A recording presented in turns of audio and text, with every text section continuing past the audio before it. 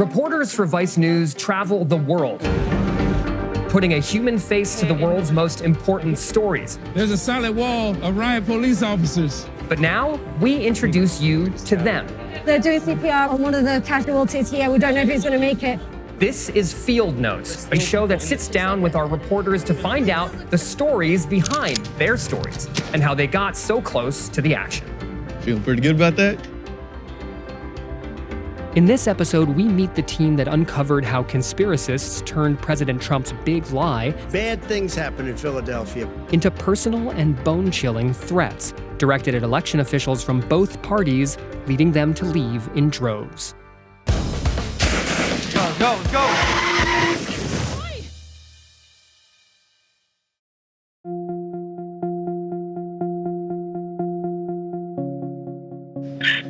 Hey, Rick. 234 years ago, the founding Caucasian fathers of America gave us the Second Amendment. Time's running out, Richard. We're coming after you and every motherfucker that stole this election with our Second Amendment. Subpoenas be damned. You're going to be served lead, you fucking enemy communist. You will be served lead. We'll make the Boston bombings look like child's play at the poll sites in this county. You just effing wait. No one at these places will be spared. The first email that my wife received, your husband should tell the truth, or your 3 kids will be fatally shot. Cops can't help you. Q. Then provides a link to an image of our home. Wow, hearing these threats and seeing the faces of the people who are receiving these threats is really powerful and tells us a lot about this particular moment in our politics, how broken it is, and how dangerous it could become in the future. Madeline, you produced this piece. Brian, you're the senior producer on it. And Todd, you're our deputy bureau chief of DC and the author of our Breaking the Vote newsletter and series, of which this piece was a part. I'll start with you. Give me sort of the 35,000-foot view of what's going on here across the country. And you're telling me that these kinds of threats are actually working, right? Yeah, I think that they work because they're designed to work. Now, every person who calls up an official in a piece like Madeline's isn't thinking big picture, probably. They're angry, they're mad, they've been watching OAN or they've been watching some kind of right-wing news telling them to call up people. They've got their blood boiling. They may not have a strategy, but there is a strategy behind this type of politics. It's to eject people of good faith from the process so that they can be replaced by people of bad faith. Madeline, I mean, we shine a light on a very kind of personal violence, right? These are threats. These are people calling your house. And I think like putting yourself in the shoes of this election official, you can really feel how insidious that is, how awful it must feel, and how scary it is. Tell me about like what it was like reporting this story out, finding officials who were willing to talk to you and us about what they were experiencing, and you know how that went. Yeah, I think there were a lot of officials and people who worked in elections who did not want to talk to me. So I think kind of as harrowing as the threats were that we showcased in this piece, there are dozens of other stories that were even worse. And those people, there was no level of anonymity that I could offer that they would want to talk to us. So I think the other strange experience of it was sitting across from people and having them reread these emails or like listen to these voicemails. It really was re-traumatizing in a certain way to them. And you could see kind of how this stuff had continued to impact their mental health even a year or we went back in the summer, so 7 months after the election. It was still super present for them. And while I was interviewing them, we were really in a conversation about how like physical their reaction was to having to face these threats again and remember what that period was like when they were having to move out of their homes or face police protection all the time. So not only was it present then, but even now when I follow up with them, it's very present for them.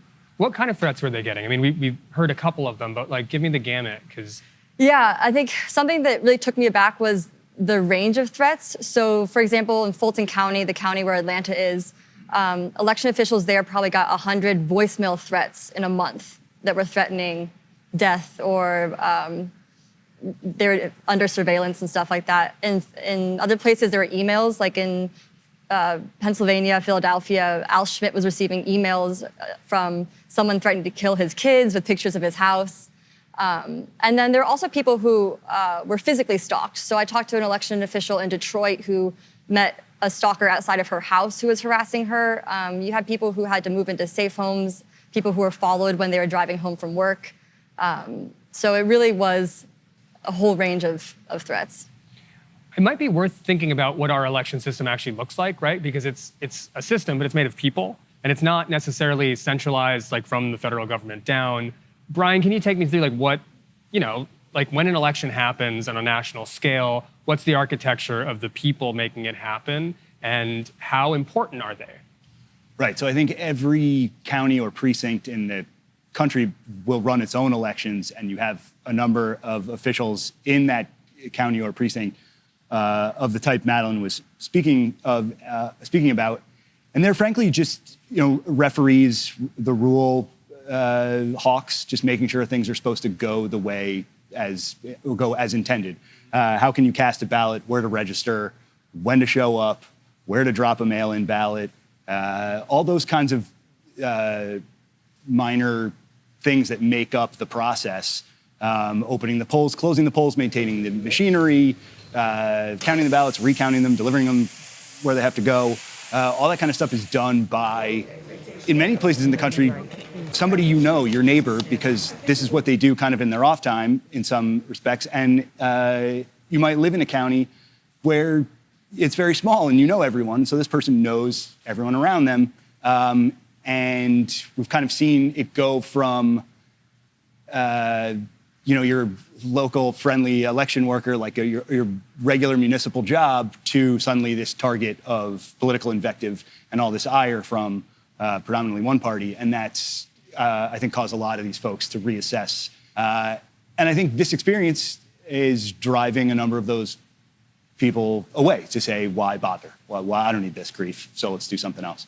I think that one of the important things about what Brian is describing is the weaponization of these functionaries, this very sort of basic, used to be boring part of our politics. I mean, who's the Secretary of State of Georgia? If I had asked you that 18 months ago, you would have been like, the what of what? Mm-hmm. Now it's Brad Raffensperger, because he's been targeted. He's been targeted by Donald Trump. He's been targeted by thousands of people inside and outside of his state. And that kind of weaponization is all over the system. I mean, now we know who secretaries of state are. County clerks in places like Michigan and all over the country are being targeted for their jobs. And in Congress too, sort of where we started, it's not just about stop the steal, and it's not just about stolen election lies anymore. Members of Congress, Republican members of Congress, Trumpists, I call them, are targeting other Republicans when they vote in a way that Trump doesn't like. An infrastructure bill, building roads, building bridges. Now, vote the way you want. I don't care. A couple of Republicans voted for a bipartisan infrastructure bill, and Trumpist members of Congress tweeted out their phone numbers, called them traitors, and longtime Republican members of Congress who voted on a bridge and road bill got death threats for it just a couple of weeks ago. That's the kind of weaponization of the used to be boring kind of functional parts of our politics now that's really toxifying. Well, you make a good point here, which is that it's not about a particular political ideology, political policy, a suite of ideas of how to use public money. It's about, it has nothing to do with that, right? A bipartisan infrastructure bill is by nature bipartisan. We need roads, bridges, et cetera. Sure, there's debate over who should get what and how it gets apportioned and whatnot, and that's what our process is designed to do. But this is a different animal in a sense, because it's just about maintaining what? Power, yeah. It's wins or losses. You can't go against the team, is what we're seeing at the political level, especially in Washington. Mm-hmm. On the election workers, I think that's a slightly different thing in that they're trying to gain, by forcing these folks out, you gain control of the levers that will dictate or help to dictate terms for the next cycle, the next election or two, to allow the right side to win, to make sure that you are now you have people who will not push back, or who are not no longer nonpartisan actors. They're folks who want to say they will throw the lever for Donald Trump the next time around. I think that's part of the real danger. Something else Todd said that perked my interest up, that these nonpartisan referee types, protections for them haven't caught up. I think that might be to do with, in reporting some of this stuff, we found that there aren't adequate protections for some of these people. You talk to lawyers and you say, like, why can't you go get the guys who did this? And they say, well, cops are scared to infringe on First Amendment protected political speech, and all of a sudden nobody gets investigated. So I think we're finding that, like, the laws aren't adequate to protect some of these people whose positions we're just learning. If referees in football were getting death threats for bad calls, we would be losing our minds over it. Like, we would never allow that to happen. And now, but this is kind of a similar thing, where, like, the nonpartisan arbiter is getting death threats, and the system hasn't caught up with protecting these people, and so they're getting no, justice, I suppose. Yeah. So they're leaving. Well, there's a couple things I want to follow up, but I want to ask Madeline a question about reporting the piece, because I understand you also talked to a few people who made some of these calls, right? What was that like? What were their motivations? Like, Todd's reporting shows, like, a very large top-down system here, but on the individual level, like, are they convinced that there was in fact fraud when, of course, we know there wasn't? Are they just, like, pumped to make, like, a mean phone call? Is it about bullying? Like, what did you find? So a lot of people who left the threats also left their phone numbers and their names, which I think shows the level of impunity that they expected from making a death threat. So we ended up calling a few of them back and asking exactly what you're mentioning. So the people that we were able to reach were not regretful at all. So we kind of started from a place of, like, do you feel like that was the right thing to do? And by and large, the answer was yes, I do. And that's because the people we spoke to really believe the election was stolen, and they think it's within their rights, but also their patriotic duty to hold public officials and election workers responsible.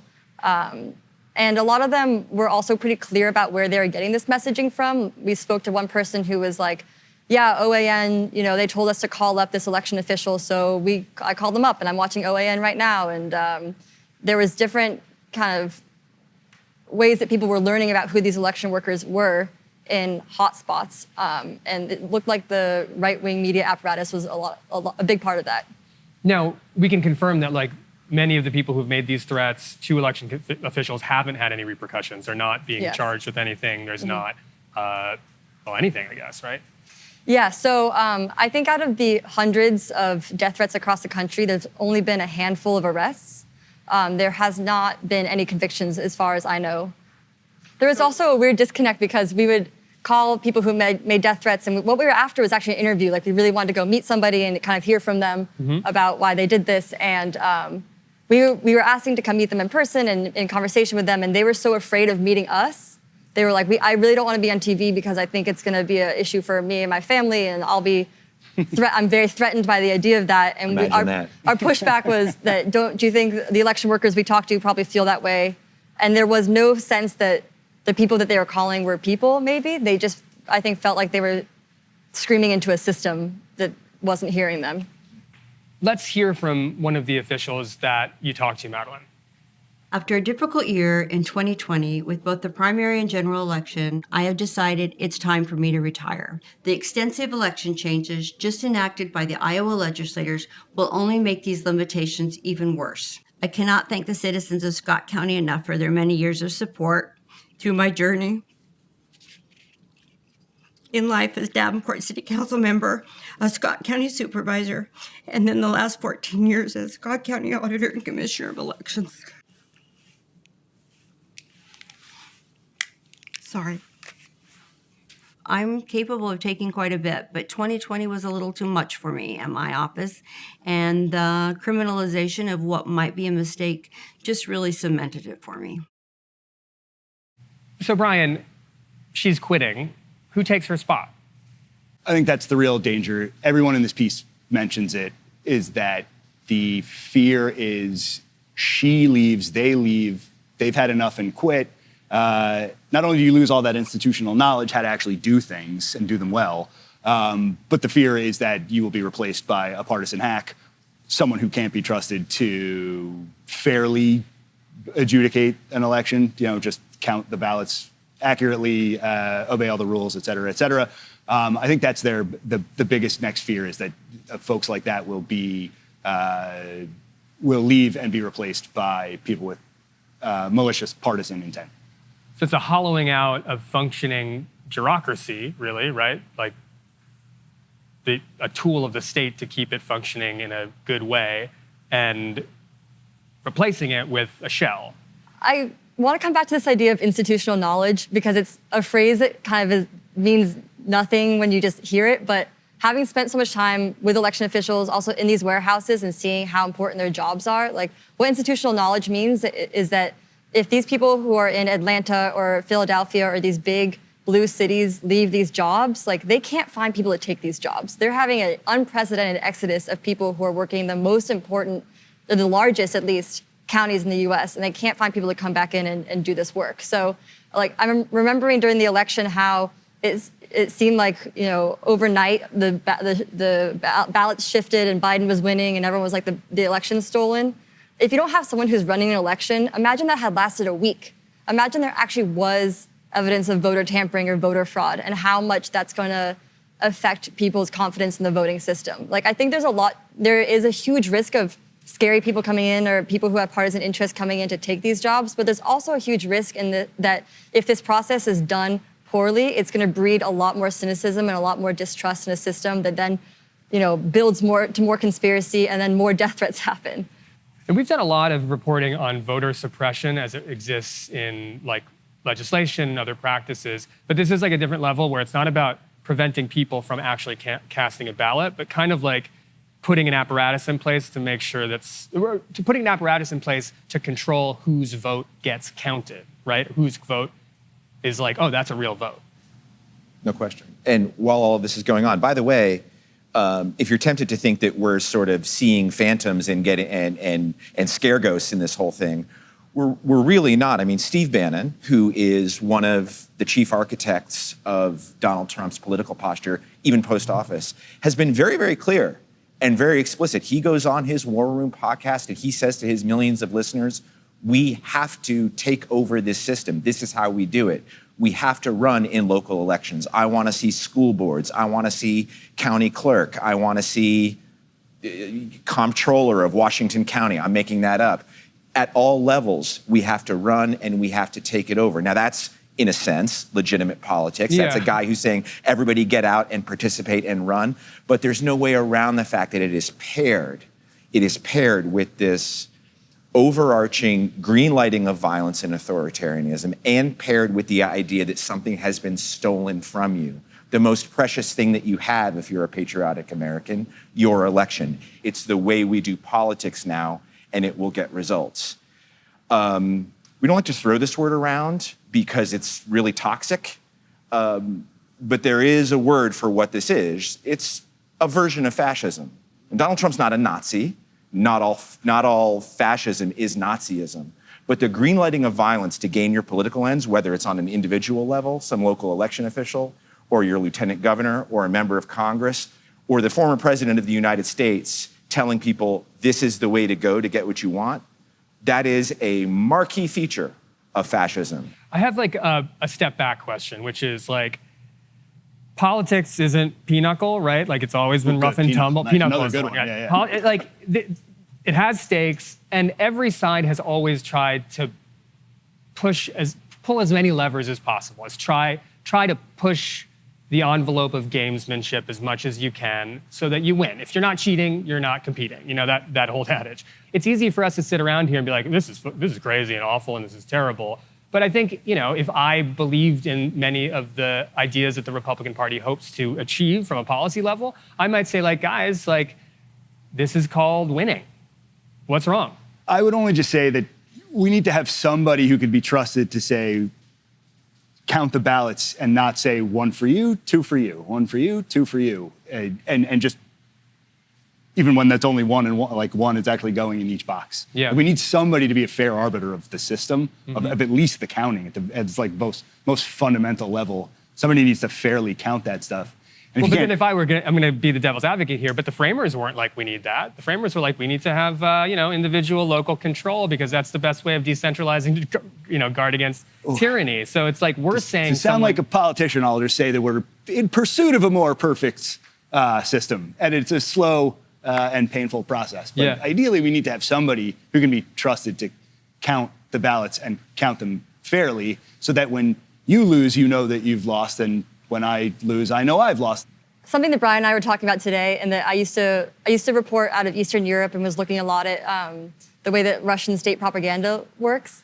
And the ultimate aim there, the goal was not to make one party look good or one party look bad. It was just to like breed cynicism. So I think even outside of partisanship, like it could be true that one side maybe is just like doing a more extreme version of the game that you're describing. The idea that both parties and like all citizens might feel so cynical about their system that it's not worth fighting for. Like you could be a Democrat or Republican and just be like, this is so broken, I'm disinterested in participating, I'm disinterested in like voting or getting on the street, or I'm disinterested in democracy generally. I think is a much, for me, scarier situation than having like one side get ante up in their ability, because at the end of the day, if no one believes that their votes are being counted or no one believes it's worth participating, then the whole system doesn't exist. And I think that's what keeps me up at night, I suppose. I want to ask you, Todd, one last question. What are we paying attention to next, right? Because so much of this process that you're talking about happens at little individual state, local, county levels. There's so much to keep track of, and unless you do that, then from one cycle to another, the landscape is totally different. Talk to me about like what you're doing with Break the Vote, with the newsletter, with keeping track. What the Bureau, what are you guys keeping track of, and are you following up on this specific kind of threat? Well, definitely we are, and Krishna, one of the things that I think animates our coverage, and I know that one of the things that's animated our entire creation of Breaking the Vote, from the newsletter to the VNT coverage to everything that we're doing, is that this isn't normal politics with sharper elbows. This is a difference of a kind, not of degree. This is something new, and it's something bad. It's a difference of kind now because Trumpism has introduced something brand new to the process, which is not only do the lies not really matter, the lies are part of the sport. Saying, iterating, and then reinforcing the lies on your team is part of the fun. It's part of the tribal identity, and it's part of the joy of achieving your aims. One party in this country right now is doing that. The other party isn't. So the asymmetry is super, super tilted. That's one part of the new. That's one part of the difference in kind. The other part is where we started. It's the green lighting of intimidation and the green lighting of violence. There's always been some political violence in this country, a lot less than in other places around the world. Now it is greenlit from the top, from the leader of the party. It's greenlit in Congress when party leaders don't crack down on violence of members of Congress on other members. And it's greenlit when the cops and the authorities don't crack down on forms of political violence and intimidation. All right, thank you guys for this essential coverage and following this phenomenon and the greater phenomenon that we face threatening our democracy. For more of this, continue to watch Vice News Tonight. Also, subscribe to the Breaking the Vote newsletter at www.vice.com/breakingthevote.